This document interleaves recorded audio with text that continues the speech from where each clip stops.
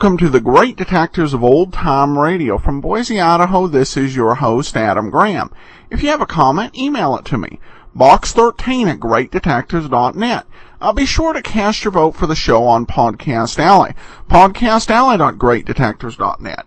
And give us a call, 208-991-4783.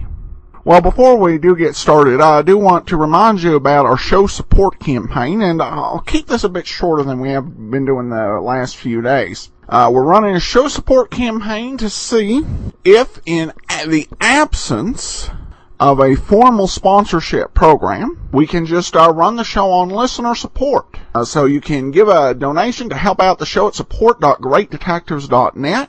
All donations appreciated, and donations above $7 receive access to our premium site, and all donations of $20 or more are eligible for an additional free audio download. You can read about all your options over at support.greatdetectives.net. And I'll just highlight one. At the $20 level, you're eligible for the Colonial Radio Theater's production of King Solomon's Mines, which is one of several options. This is just a fantastic radio play. And it's a classic work that's kind of getting forgotten, and Hollywood always seems to have trouble getting it right. But the audio, they really take it there back to the 19th century. It's a modern audio production put out by the good folks at the Colonial Radio Theater, and it is one of your options. A complete list is available at support.greatdetectives.net. Now it's time for today's episode, the Birdy Baskerville matter. From Hollywood, it's time now for Edmund O'Brien as... Johnny Dollar. Philip Martin, Johnny, I've got a job for you. Fine. What is it? Mr. Carl Baskerville is insured with us. I've heard the name. Retired, wealthy. That's the best way. His brother is the beneficiary. Baskerville called us a little while ago and said he wanted the money to go to a charity in case of his death. What made him change his mind? He thinks his brother's out to kill him. Oh, that's charming. What do you want me to do? He's insured for $500,000, Johnny. You just made me a bodyguard. At least until we found out how true Baskerville's story is. We did some checking. 6 years ago, he sent his brother William to prison for absconding with company funds. William was released from state prison a week ago. Oh, yeah. That's where I've heard the name. I remember the case. Oh, it's a strange setup. Sends his brother to jail, names him as beneficiary. Wants it changed because he says his brother's going to kill him. Cain and Abel really started something, didn't they?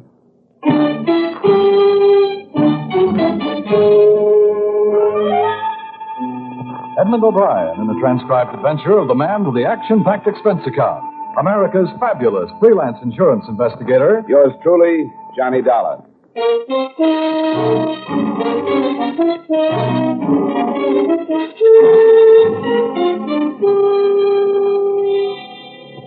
Expense account submitted by Special Investigator Johnny Dollar to Home Office, Columbia All Risk Insurance Company, Hartford, Connecticut.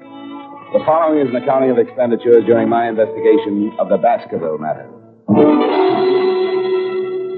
Expense account item 1, 3887, train fare and incidentals between Hartford and New York, after receiving from you the necessary information concerning Mr. Carl Baskerville. Expense account item 2, 750, cab fare between Grand Central and Baskerville's home on Long Island. The house was set back from the road, hidden by tall trees, and surrounded by several acres of well-kept lawns and gardens. I walked up the long gravel path to the front door and knocked. I lit a cigarette and waited. The afternoon sun was warm on the back of my neck, and the air smelled of wet grass and bright flowers. Yes? I turned around to see the biggest man since Goliath. He was close to 7 feet and must have weighed in at about 280. He was nice-looking and wearing a well-cut blue suit, probably made from the best part of a tent. Can I do something for you? Bend over. I'm getting a stiff neck. I'm Johnny Dollar. I'm here representing... Oh, yes, Columbia All Risk. They called and said you were on your way. Come in. I'm Mr. Baskerville's personal secretary. Mr. Baskerville is expecting you. The big man led the way through the big house, through the big French doors that opened on the big garden. Carl Baskerville was sitting in a chair, feeding the birds. He was reaching his late 50s with the sour look of a man that didn't want to. As he tossed the breadcrumbs out on the gravel walk, a big diamond on his little finger flashed in the sun. Mr. Baskerville. Oh, Collins. Who's that with you? The man from the insurance company. Pull up a chair and sit down, young man. Thanks. What's your name? Dollar, Johnny Dollar, Mr. Baskerville. Ah, it's your company called, huh? I'm just feeding the little birds. Here, Birdy. Birdy! I've been doing it some time now. Well. What are you standing around for, Collins? I want to talk to Mr. Dollar in private. Oh, yes. If you need me, I'll be in the study. I won't need you. Yes. How tall is he? 6 feet 9 inches. He's been with me for some time. I've been retired for 5 years, Mr. Dollar. I always wanted to spend my afternoons in the garden feeding the birds. I used to get up at 6 and go to work, and have breakfast and look out of that window right over there. I used to see the little birds. I always said that someday I'd spend my afternoons out here feeding the little fellow. Glad you made it. I got it. Mr. Baskerville, I was sent here. I know why you were sent. Sit down. Mr. Dollar, I'm 57. I spent most of my life making money, making a success of myself. Success in terms of what you consider success. That's an interesting statement. How is it? Why do you say that? How do you know what I consider the norm of success? Isn't money important to you? Sure, it has to be. How important? Very, but not all important. Well, what else is important to you, Mr. Dollar? A lot of things. Don't be evasive. Tell me something. A philosophy. Oh, philosophy. What kind of a philosophy? Not taking people for granted. Oh, I see. Here, you feed the birds for a while. Go on. Makes you feel real good. Sure. Here, Birdy. Birdy. Oh, that's fine. Get a load of that one. He thinks he's a peasant. Yes, he's a greedy one. He always does that. A lot like people, aren't they? I suppose you know about my brother, Mr. Dollar? William Baskerville worked for you 6 years ago. Supposedly took some company funds. He definitely took some. $100,000. Sent to state prison for 10 years. Was paroled last week after serving 6. You're insured with Columbia All Risk for $500,000, and your brother is the beneficiary. That is correct. Now you want to change. That is again correct. Want to tell me some more about your brother? Oh, your company's worried. Is that it? $500,000 worth. I suppose you consider it strange I'd send my brother to prison, then make him my beneficiary. I guess strange is a good word. I don't particularly care if you believe this or not, but I hated to prosecute my brother. But he was guilty, and it became more than just a family matter. There were stockholders to be considered, and his guilt was discovered before I could do anything. You're not feeling good. I'm out of crumbs. Oh, here. Take some right here. Now, feed that little fellow right here. He's the timid one. He doesn't get as much as the other. You know, you're right about them being like people. The timid ones never get enough and generally fall by the wayside. You made your brother your beneficiary, and now you want to change it. Yeah, well, only as a precaution. With my money out of the way, perhaps William will think twice before he attempts anything foolish. I'm having my will changed, too. You see, I originally left my entire estate to him. What makes you think he might try? Just less that. Okay. I spent 5 years needing you, but I learned a trade. I used it drawing blueprints for your shroud. Poor William always did go for the dramatic. When'd you get this? I got it yesterday. It's the first I've heard from William since he left prison. Well, we'll never get a Pulitzer Award. Yeah, William always did go in for the dramatic. Since boyhood, he's envied my get up and go. We never got along. It was even too much for my poor mother. She died very young. Probably overworked from knitting straitjackets. What's that? Don't be flippant, young man. That was uncalled for. Yeah, I guess it was. But I have a strange habit of getting flippant when I get confused. I'm confused, Mr. Baskerville. Well, William was the last of the Baskervilles. Hothead, childish, weak, and insecure. But he's a Baskerville. If he kills me, he'll be caught. If he doesn't gain by my untimely death, he may reconsider. I still have hopes of a reconversion, The regeneration of the Baskerville. if you will. Perhaps when he calms down, forgets his last 6 years, we'll talk. And then I plan on renaming him as my sole heir. Are you still confused, Mr. Dollar? You haven't contacted him? I told you didn't know where I was. Somebody out looking for him? Of course not. Why? Because I think somebody should be. If you're going to remove the temptation, it might be a good idea to inform William. How's he going to know he's been momentarily disinherited? Well, Yes, Mr. Baskerville? well, I must admit. If you don't want to call the police, I'd suggest a private detective. Yes, but there's no telling how much time. Better than feeding the birds. Can you think of anyone who might know where your brother is? The girl, before William went to prison, I'm not even sure she's still in New York. What's her name? Carter. Virginia Carter. Lived someplace in the village. I only met her once 6 years ago. And hire yourself a good private detective in a hurry and tell him about this Virginia Carter. She might know where William is. All right. In the meantime, I'd recommend that the change of beneficiary be hurried up. Oh, I'm getting tired. I'm finished feeding my bird. Yeah, sure. Good day, Mr. Dollar. Oh, here. I had a few crumbs left over. Oh, well, thank you. Hey, Birdy. Birdy! I left him sitting with his friend. He'd have one good deed to take along with him. I went back through the French doors and started back through the house. I got as far as the hallway.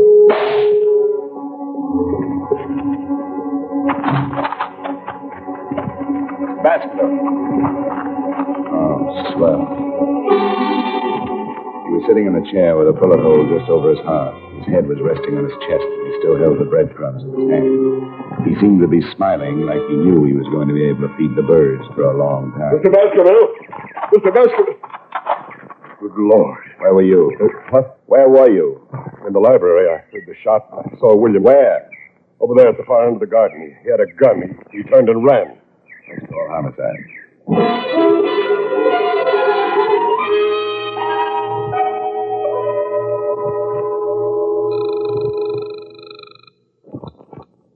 Benner's homicide. Lieutenant, this is Johnny Dollar. Well, hello. Haven't heard from you in a month. I've got a killing for you. Who? I'm out at the Baskerville estate.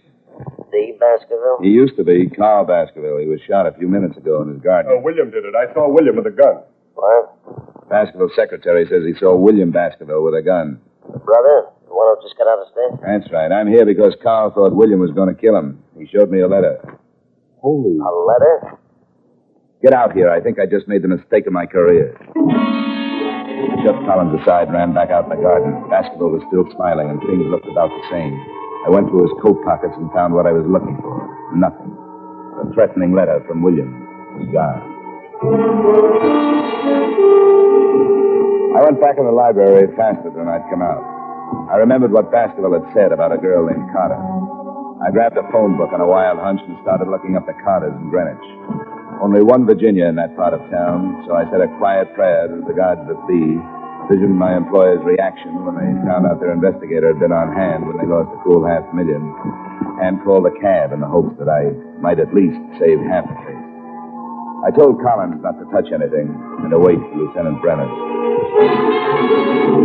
Expense account item 3, $8.75 cab fare to Greenwich Village. It was a long shot, but it could be the same girl that had known Martin. I went up the stairs of an old brownstone and knocked on the door. When it finally opened, I got the quickest scalding in history. She was wearing something thin enough to make a silkworm hang himself. Yes? I bet you had a hard time finding something to wear in July. I'm not cold-blooded. What's on your mind? I'd like to know about William Baskerville. Oh, that one. I haven't seen him in years. Maybe you've got a picture of him? I've got lots of pictures. There might be one of William somewhere. Well, let's look through the whole flock. I've got lots of time. Before I let you in, you better tell me your name. I don't want you to steal anything from me. Honey, if anybody stole anything from you, they'd get their fingers burned off at the elbows. She opened the door and led me into the living room and sat down. The shades were drawn, and I had a hard time finding the couch. Oh. Pardon me, I'm flying blind You here. must have studied Braille. How do we look at the pictures with a magic lantern?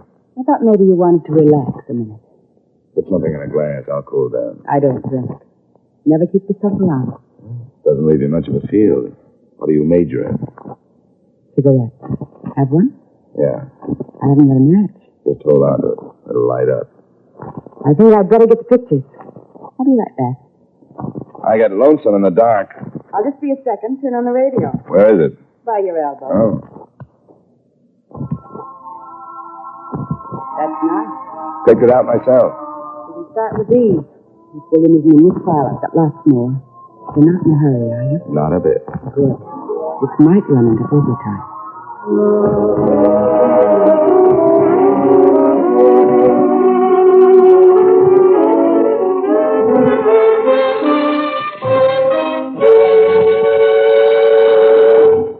We will return you to yours truly, Johnny Dollar, in just a moment.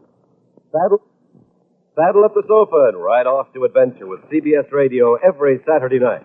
That's when most of these same stations bring you the Gene Autry Show and Bill Boyd as Hopalong Cassidy. Rustlers don't stand a chance. Crooks of the range go down under fire when those two riders for justice, Gene Autry and Hopalong Cassidy, empty their holsters. Enjoy their latest adventures tonight on CBS Radio. Now with our star, Edmund O'Brien, we bring you the second act of yours truly, Johnny Dollar.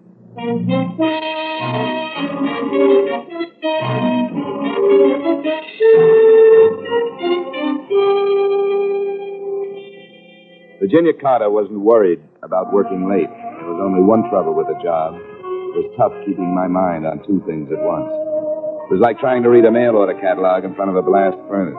She sat close to me and handed me one picture of a kind, describing each guy in the photograph. I've seen draft boards with smaller clientele. Several times she stopped and looked at one of the pictures, smiled, and passed the guy to me. I was going to mention an old snapshot I had of myself when she tapped one of the collection with a polished fingernail. William Baskerville. Here he is. Figured to be sooner or later. How long ago was this taken? I couldn't say exactly, but I'd guess about 6 years. I should keep a file. William was a nice guy. He had money. Showed me a good time. What else do you know about him? He has a brother with a checking account at Fort Knox. William have any unusual habits? A few. They wouldn't help you find him. Well... I remember something. He used to play the saxophone. Hobby? No, not exactly. He played around town with several small bands. He used to pick me up after work and we'd go to a dive someplace and he'd sit in. He loved it. He was a nut on jazz. You make money at it? I guess so. Before he went to work for his brother. I don't think his brother liked him, finding so. Okay, honey, thanks. I'll stop around again sometime. Take a look at your parlor. I'll spin a nice, soft web. You mind if I take William with me? Not if you bring a picture back to yourself. Maybe I'll just bring a camera. You can take it yourself. Good. That's why I keep the room so dark. I hated to leave, but my hair was already curly enough. She had given me one lead. William was a musician of sorts, and sometimes he made money at it. I started across the street to catch another cab, and I was halfway there when I heard the car. It was an old trick. You drive by fast, open your door, and if anyone is in the way, he winds up with a face full of automobile. I ducked in a hurry.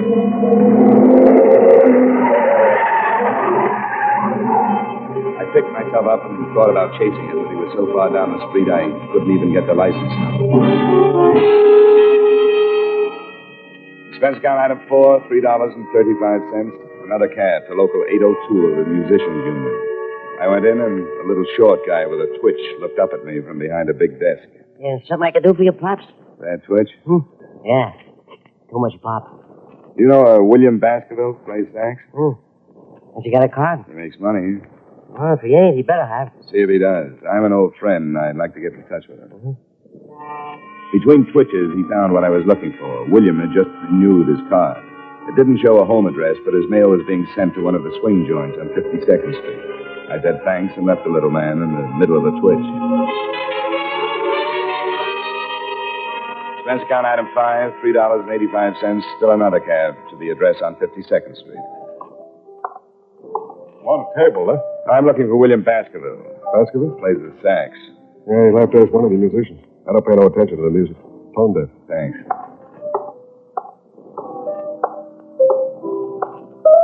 Can I bother you for a minute?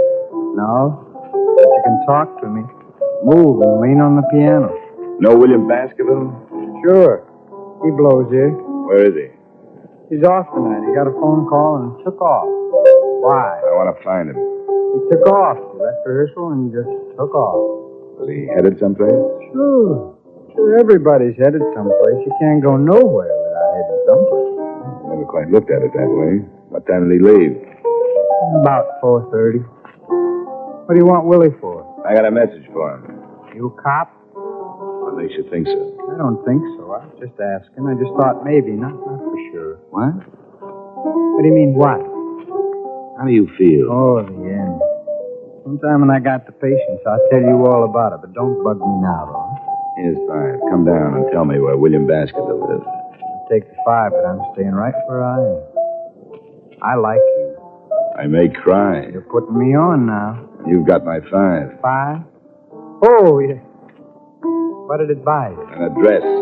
Great. I want William Baskerville. Okay, I can't make this much longer anyway. 69 East 12th Street. Thanks. Solid.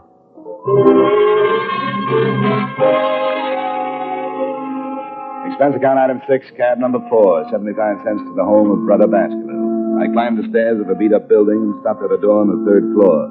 According to the landlord, Brother Baskerville's room was on the other side. I tried my knuckles again and put my ear to the door. I couldn't figure it out at first. It was a strange sound, the light scraping like a rope over wood. I tried the door. I'd been right on both counts. It was rope and it was rubbing on wood. Because Brother Baskerville was making the sound effects, but he was doing it the hard way. He was on one end of the rope, hanging by his neck.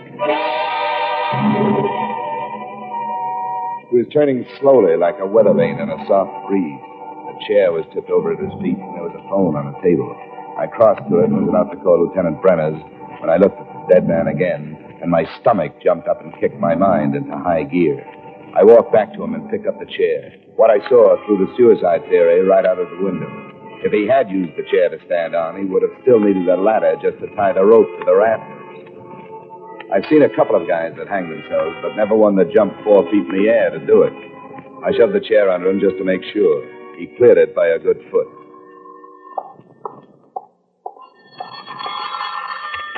Hello? Hello, William? He's tied up right now. Who is this? Hello, who is this? Sometimes you get lucky. A guy would have to be congenitally deaf to Miss Virginia Carter's lovely voice. She'd been lying when she told me she didn't know where William lived, and I just have a natural aversion to lying women, especially when they're mixed up in a murder. You get expense account item 7, cab fare, $1.55 back to Greenwich in Virginia Carter's darkroom.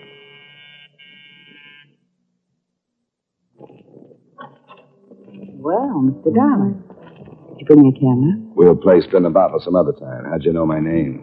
Why, you gave it to me this afternoon. You're a bad liar. I'm coming in. Oh, now, wait a minute. I'm expecting someone. If it's who I think it is, you better hide all the rope in the house. Now move it. Oh, You heard from Collins yet? I don't know what you're talking about. Only 2 people have lied to me today, you and Collins. You told me you didn't know where William lived, and you called him 10 minutes ago. Collins said he saw William standing in the garden with a gun, and a musician told me William didn't leave rehearsal until 4:30. I didn't leave the Baskerville home until 4. Get out of here. I don't know anybody named Collins. Okay, but Collins just killed William Baskerville. Oh, yes. He strangled him first and then stood on a chair and hung the body to a rafter. How do you know it was Collins? Because he forgot he's a foot taller than most guys. He gave William a boost, but he left him hanging too high. Wait a minute. He just left William waiting for oxygen. You didn't say anything about killing William. I want to get out of this mess. Slow down and tell me everything you know. Well, I met him with William. William introduced me to him one night. After William went to prison, I started seeing Collins, and he told me that he'd been in some kind of a deal with William. He'd stolen some money, and that was why William went to prison. He went up and was supposed to split with Collins when he got out. So William came back and wanted his share, and Collins killed him. I didn't know he was going to kill him. He forged some kind of a letter so that it would look like it came from Martin. That's where the letter figured. He was going to kill Carl Baskerville and blame it on William. He didn't say anything about killing anybody. He killed him and stole the letter. Looked like William had killed him and taken the letter to hide the motive. Listen, Mr. Dollar. Collins must have come in through the kitchen and started shooting. She went down like a diver with a bends and died on her face. He was trying for me when I jumped to one side and knocked over the only light burning in the room. He came close, but the flash of his gun gave him away, and I threw enough lead to fill a sink. Collins stumbled back into the kitchen, but he was dragging. I heard him drop, and I moved in after him. The moonlight slanted down through one of the windows and splashed out on the hard floor. He was lying in it, on his back, like he wanted to get that far anyway. You better give it up, Colin. Forget it. No reason to kill you now. Before you close your eyes, tell me something. All right. It won't take too long. Why didn't you go out and get William yourself? Why wait until I found him? Couldn't take the chance. I knew the old man would have somebody.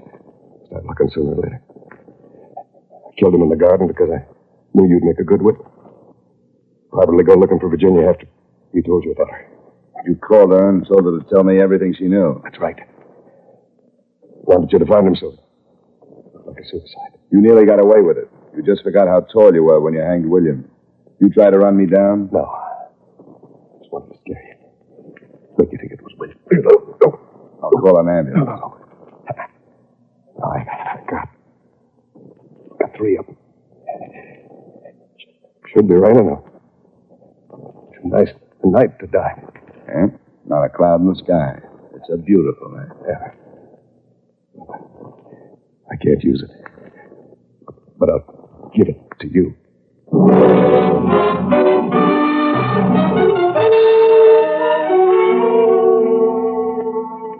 I called Brenner's, and he came over with his boys and cleaned it up.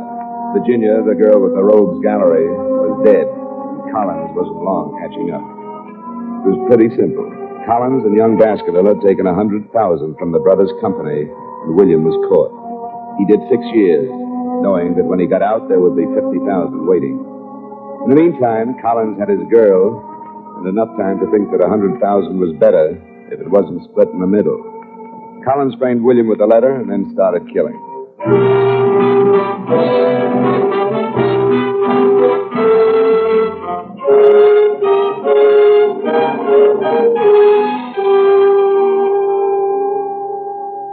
Expense account item 8, $23.45 dinner and incidentals covering the rest of the night up till the bars closed. Expense account item 9, $10. A massage and steam bath. Item 10, another cab to Grand Central, 65 cents. Item 11, $38.55 train fare and incidentals back to Hartford. Expense account total, $137.27. Comments? Murder isn't so bad. A ride in any New York cab makes a killing look like a Sunday school taffy pull. Yours truly, Johnny Dollar.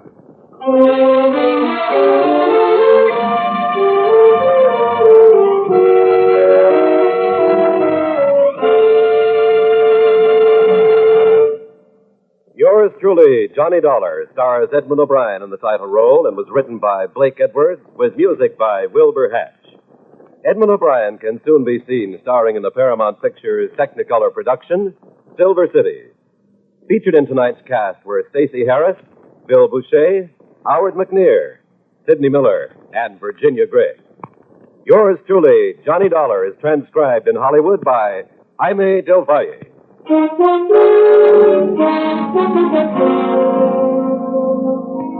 This is Dan Cumberly inviting you to join us next week at this time when Edmund O'Brien returns as Yours truly, Johnny Dollar.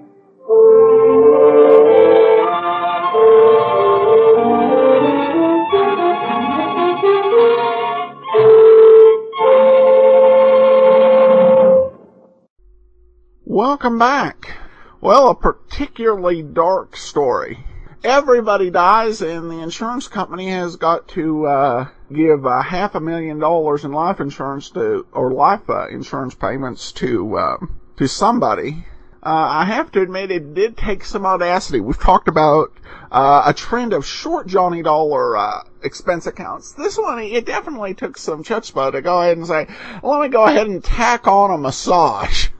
And this one was later done in the John Lund series, which we'll be getting to in a few weeks now. Well, now we turn to listener comments and feedback. Jody emails in, says, I've written before, and as always, I love your podcast. I saw your review of The Red Box and enjoyed it. Red Box, Nero Wolfe book. But I was wondering if you could help me. Could you please remind me of who the killer was and what the motive was? I went ahead and I responded to that. I'm not going to share that part of the response here. I would encourage you to go and read it for yourself. Nero Wolfe book's definitely pretty memorable. I can risk one. But definitely remembered she goes on to write, I'll explain. I enjoyed the Nero Wolf radio shows from your podcast so much that I started reading the book. Since May, I've read 13, and I'm in the middle of another. They're all blurring together, and I have a horrible memory for the endings. However, now I'm darn curious as to how it ended. I'd appreciate your help with just a brief reminder. Thanks for all the work you do. I love your podcast. I'm very glad I discovered the Rex Stout books. I'm hooked. I'm definitely hooked as well. I've watched the entire TV series. I don't know if I've been through as many as 13, but pretty close to a dozen. They're great books, and we have some comments from Podcast Alley. Adam does a great job introducing each episode. I really enjoy Johnny Dollar. Keep up the good work from John in Livonia, Michigan. I love the podcast, writes another listener, and best podcast around. And Rick writes in from Canada. Love this podcast. Thanks for providing this for all the fans, young and old. Great job. I also received an encouraging note from Chris, pledging to support the show, and it's definitely appreciated. I just want to say thank you. Won't read the whole thing, but thanks so much to Chris. And that will actually do it for this week. On Monday and Tuesday, we're going to announce the new shows that we will be playing next year. So you'll want to be listening to that. Remember to support our support campaign, support.greatdetectives.net. All contributions must be received by September the 10th. Follow us on Twitter at Radio Detectives and give us a call, 208-991-4783. But from Boise, Idaho, this is your host, Adam Graham, signing off.